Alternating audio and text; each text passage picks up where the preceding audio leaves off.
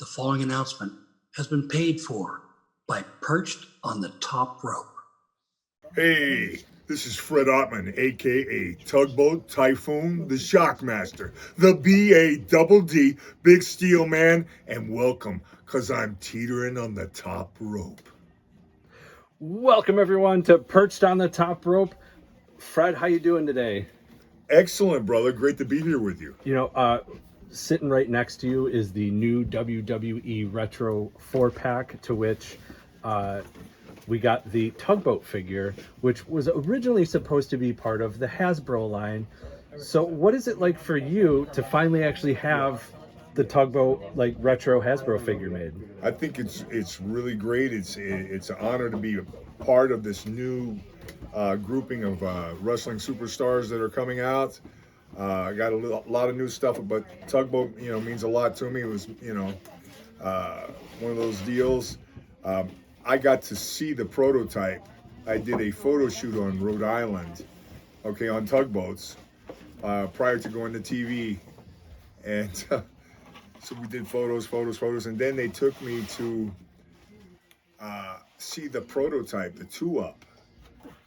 Because before they make the small ones, they do the artwork and all that stuff, get approval from the office to show you what the piece was going to look like and I had the opportunity to see that 2-up. And I was like, oh my God, I was so excited. I go, they're coming out with a figure. I had to make a phone call home and talk to my wife and tell her, I'm like, oh my God, they're going to doing a figure and they're coming out with this and it's awesome and blah, blah, blah, blah, blah. So what happens? I go to TV in like the 2 days from after I seen this, and I had some of the staff go, Vince wants to see you in the office. And I go, okay. So, I was there, you get the TV, you're there very, very early in the morning. And I'm like, I go to the office, there's him, Pat Patterson, a couple other people there. And I sit down, they're like, Fred, Quake had his run already. You know what I'm saying? He was still working with Hulk and all that stuff. And they go, we had an idea, because before that I was wrestling, when the first 6 or 8 months, I was the Big Steel Man. I came from Florida, and that's what I was wrestling as until they came up with their own gimmick, because everything's about trademarking, everything's about, owning the characters that they create for you as part of the company. You know what I'm saying, as far as any kind of merchandise. And so I go, oh yeah? He goes, we have a great idea for you. What do you think about a character named Tugboat? And I'm like, what? Tugboat. I says, let me get this right. And I'm still a big kid, okay? I play with toys, I watch cartoons, I collect comic books, the whole 9 yards, along with hot rods and old cars. But I'm like, okay, you want me to be a cross between like Popeye and Brutus in one character? Sign me up. What else can I tell you? But, but seeing this and then having that, and I'm like, I was upset, buddy. I was, oh my God, it was crazy. But, for this character to come out with the funny face on it, okay, ooh, evidently the toot sound, but it's still a great group of characters. I mean, and I'm in, I'm with other great guys. You got Doink, okay, you've got Valentine as part of Rhythm and Blues. You got the Mr. Narcissus up here at the top, Lex Luger. And of course, this handsome fellow, and I use that loosely, handsome. Well, this is a great line, because we were originally supposed to get the Rhythm and Blues Greg Valentine in the Hasbros, which Matt Cardona, I believe, still owns one of the prototype of Rhythm and Blues, but he has your Tugboat 2-up that you just talked about. Yes, he does. So the Indie God owns a piece of Hasbro history. Have you ever tried to buy it off him, or get in contact with him on it? No, I've never really said. I have a matter of fact, I have a copy of the original blueprint for Tugboat. They're out there. You can pull them up online. I have a friend of mine that owned a lot of different. He knew those guys that made the figures, and he's a good friend of mine. He's a toy guy, and he's a tattoo artist that lives in Orlando, Florida, originally from Philly. And he gave me a copy of the the original blueprint. So I think that's really cool. But along with that, I've gotten, you know, the fans, some of them are artists. I've got so many at my house of toys that are customs that people have done, and you'd be surprised. Some of them, not so good, you know, but it's the love that they've put into them, you know, making a figure, you know, paying homage to me. I mean, you know, and that's the best. You know, without wrestling fans, the wrestlers would be nothing. But for somebody to go out of their way to do a prototype, to paint it, and everything, and out of existing, you know, either it be a LJN figure or a Hasbro that they've redone, you know, because they pull the heads off of them, pull the arms, different stuff like that to do whatever they want to do. I had a kid, 12 years old, that made me a bobblehead, okay, Shockmaster. Sparkly head and all. He took 3 figures to make it and submit it. It's one of like the prized things I have. Now that young man is like 21 or 22 years old. Oh, wow. But he come to my table, and I believe I was with Scott. He was working with Scott when he came to the table, and he goes, "I made this for you."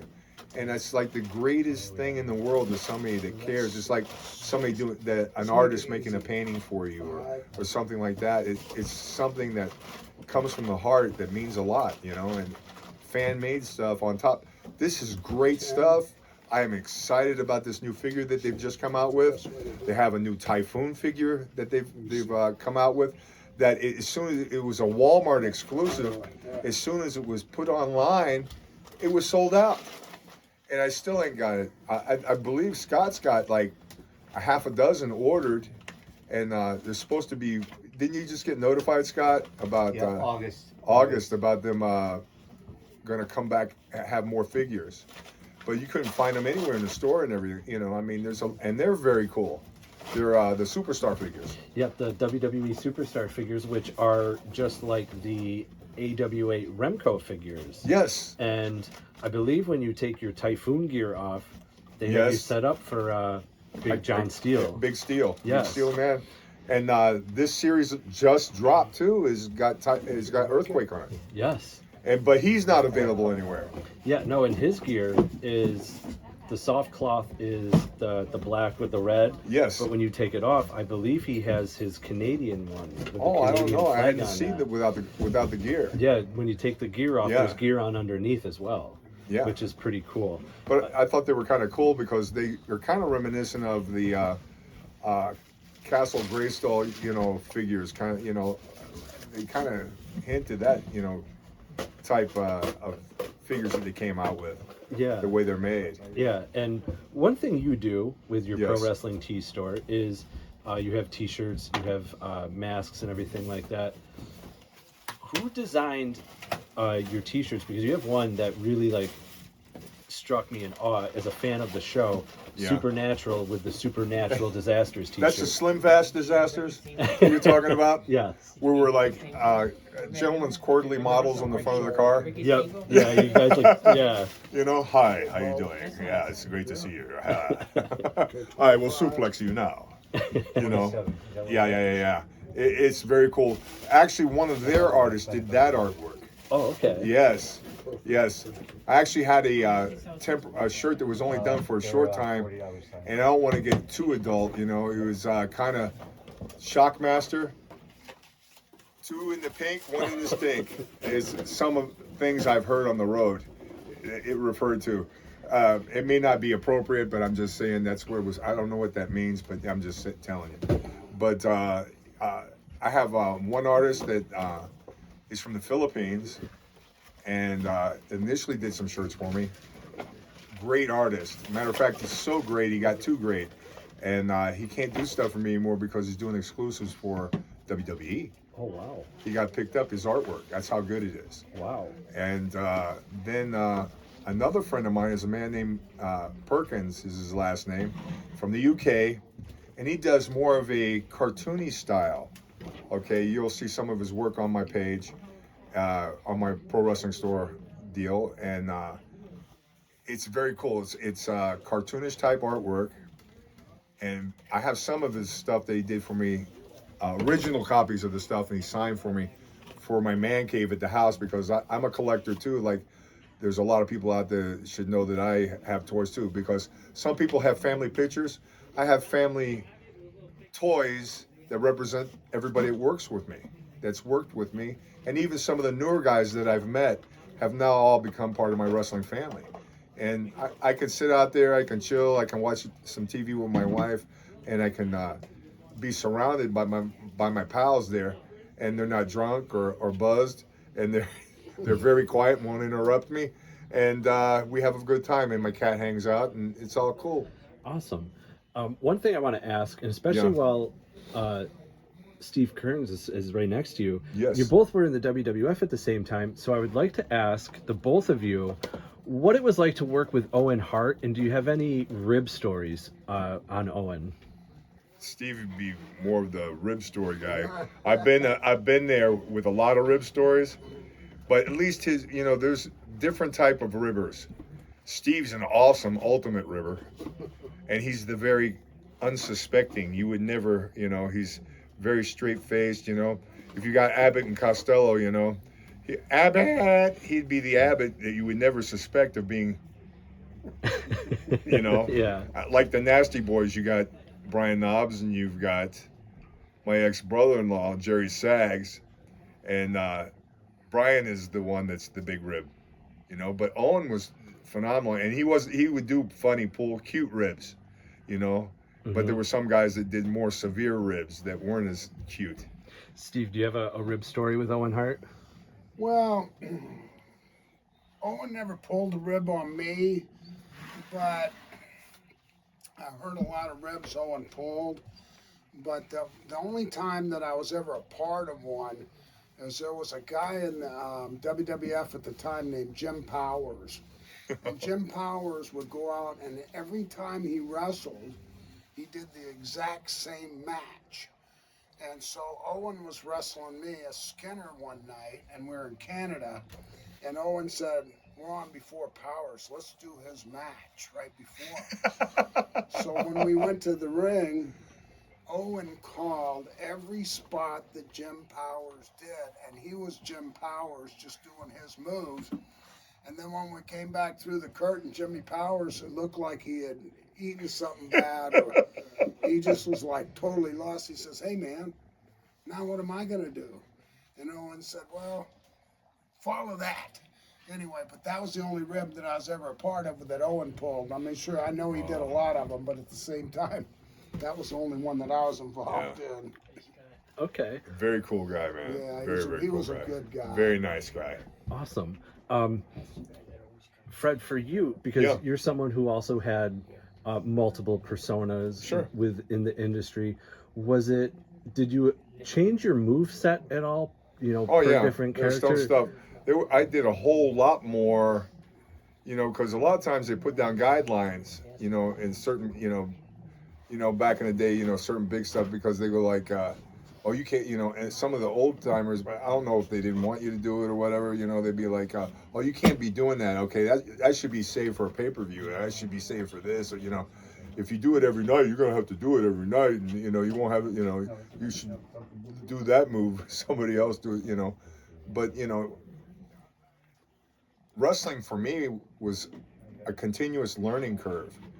I loved working with Quake because we could do stuff smaller guys did, being big guys, if that makes any sense. Mm-hmm. We could kind of put a little bit of edge onto it. I mean, and, as far as the moves and different things.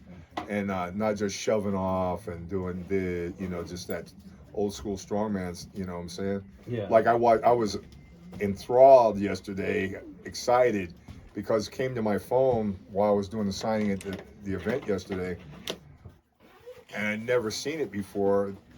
Andre coming off the top rope in a cage, straight down onto, squashing a guy like the Yokozuna ass bump, him doing that to Big John Studd.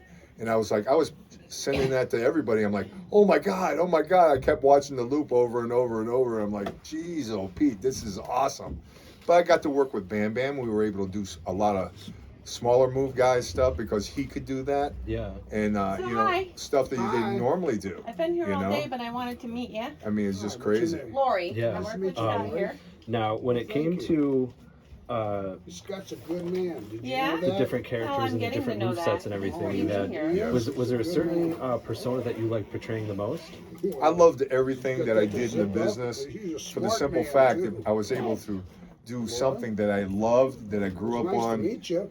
and Thank you. I was able to work with guys that I had watched on TV, and now I was in the ring with them, and I was able to perform and learn and get better and better and better, and enjoy myself doing something that I loved in front of the fans, and the fans were so appreciative. You know what I'm saying? And the better and more experienced I became, and the more different territories, I was blessed to be able to work in territories before I went to major networks like WWE and WCW and so on and so on. And I worked, you know, by the end of the deal, I'd worked in over 40 countries, and I'd worked. I've been through 3 passports, and I'm like, you know, travel and meet people and see things that I wouldn't normally. Even though when we were on the road for 30, when you're wrestling, it's no less than 300 days a year wrestling time. Yeah. Okay, and when you figure that, you know, it's very hard on marriages. Okay, the business is, and it's just a hard deal because you're with the guys you're on the road with. You know, it's not like you're seeing them 9 to 5, 5 days a week or whatever it is. You know, you're on the road and have, you know, you got that much testosterone together at one time with nothing but time on their hands. A lot of stuff goes on the road. You know what I'm saying? Yeah. And, you know, tag teams are really a hard thing. That's why I loved with Quake, you know, we never had to worry about each other. You know, did he get drunk and didn't wake up today and miss his flight, or, you know, all that stuff, you know. I mean, Steve could tell you that, you know. I mean, it's, you know, that can be worrisome. Yeah, you know? right. And, but I mean, it's just such a tremendous business. And I tell everybody all the time when I do signings, I'm like, the people are talking to me, asking me questions like you've seen here today, and I'm like, you know what? If it wasn't for you as the fans, we would be nothing. You know, it's like one of those scenarios, you know, which came first, the chicken or the egg, and that. You got to have a good wrestling promotion. You got to be a good wrestler and know how to tell a story and everything. And wrestling has evolved through the years. It's changed, and all kind of people like different types, different periods in wrestling history. Yeah. You know what I'm saying? Yeah. And the styles vary and change. You know, we came from a time where a wrestling match told a story. You know, you didn't get. It was easy for the fan to follow, and along with the story, it's like sitting in elementary school and a guy reading a book to you, teacher reading a book, and you're able, and they emphasize and talk the story and teach you the story. You know, it's the same with wrestling matches, and that's the way I was broke into it. The Dean and Joe Malenko, their father, you know, Professor Malenko, is the guy that trained me, and I watched him wrestle as a kid, and I was blessed in those territories that it was always a learning experience, and I got to work with luchadors. My first territory was Texas. I worked with luchadors. I worked with older, experienced guys, and there was guys there that were like me that were greener than goat shit, that, you know, barely knew an arm lock, a headlock from a wrist lock. You know what I'm saying? Not a wristwatch. You know, is it a suplex or is it a souffle? You know what I'm saying? I mean, that thing. When I went to my first look-see, I was at the first TBS station in Atlanta, and I rode up there with Tony Marino and Cyclo Negro. They were in the back. I was in the back seat of a Cadillac, and these are two big guys. Steve could tell you, okay. And this other guy was driving us up there. They wanted to come up. They wanted me to come up so they could look at me. Malenko sent me up there with these guys. I was 15 minutes outside of Tampa, and both of them was asleep. I had a guy's head on this shoulder, a guy's head on this shoulder, and they're both snoring stereo, okay? And then the guy, Ron Slinker, that's driving, he looks up in the mirror, he goes, "Kid, that's how you can tell a real veteran. They can sleep anywhere." And that, you know, I'm like, oh my God. And that was my introduction. You know. Yeah, that's Yeah. awesome. And earlier you brought up a family member like Jerry Saggs from the Nasty Boys. That's my brother-in-law. You're my related. first marriage. You're Yeah. related to the Rhodes family. Yes. So what was it like for you to see Cody back in WWE come out at 30 in the Royal Rumble? I think it's great. I think he's great. I think the best thing was when he left the first time, and he was, you know, basically a plant growing and being able to work on the independents. And before he went to AEW, work different areas, go to Japan, go to different places, work different styles. He was already very talented. Everybody in that family, Dustin is very talented. Okay, incredible wrestler. But to see Cody do this, and his mic skills are great. He's got a great personality. The people buy him as a potential champion or champion. I mean, he's got all those things. You know what I'm saying? And I think he's a blessing to the business, not just to blow smoke up somebody's rear end. Yeah. But I believe he's really, really talented, and people see him for what he is. Yeah, absolutely. You know, I just, you know, Yeah. wish him nothing but the best of luck, and love him, and he's a great guy. Awesome. Now, one thing aside from wrestling that you, Adam Bomb, and Ming have in common, Yes. you were all part of the Mortal Kombat TV show. Yes, I was. Yes. 1997, 1998. Remember that? Scott had some figures. I was Z-Dak. Yes, and you actually had you were on the show the most out of the three of you. So what was that? Yes. What was that like? Oh, it was great. It was great. Like I was telling you about the some of the actors came from Lethal Weapon 4. They were all Oriental guys that had worked on that movie. You know, as part of the Yakuza and that stuff. Mm-hmm. Did all the great fight scenes and everything, and they worked with me there, and they were awesome. We talked and everything, and they were doing. I had to shave my head there. The mullet be gone. The mullet was gone, and the rest is history. Yeah. Yeah. Fred, real quick, where can fans find your pro wrestling tee shop? ProWrestlingTees.com. Yeah, the Fred Ottman store. Right on. Fred, I'd like to thank you for taking the time to speak with me today. Sure. I'd also like to thank Scott Wilder Promotions. Fans, you can go to facebook.com/Scott Wilder Promotions. You can also find him on Twitter and Instagram. Fred, I want to thank you for taking the time out of your busy schedule to sit and talk with me today. Great. I always like talking wrestling and toys. Both of them are great subjects. I really appreciate it. Thank you. Thank you.